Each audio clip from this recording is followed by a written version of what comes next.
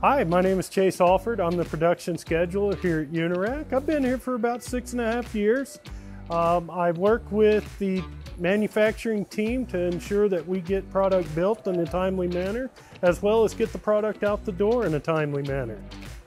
So demand planning for our outside facilities, as well as here in Albuquerque, I work with our procurement team, and we work in conjunction to ensure that we are building the U.S. content we need to fill all of our outside locations' demands.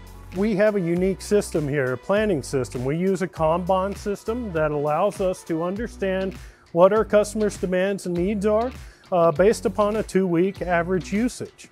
And we utilize domestic content to supply our customers' needs by allowing for a procurement team to help make sure that we're getting in the right parts so we can manufacture those parts in-house. Well, the challenges faced upon U.S. domestic product stems from not only making sure we have all of our legacy product that we've always sold, but ensuring that we have U.S. product here as well, and working with our procurement teams so we have a clear understanding and knowing what we have coming in, and when we have it coming in, that way we can ensure that we can build the products in a timely manner. And particularly U.S. product, we have quite a demand for it, and it's great to see, and we build towards it every day. We're currently building right now.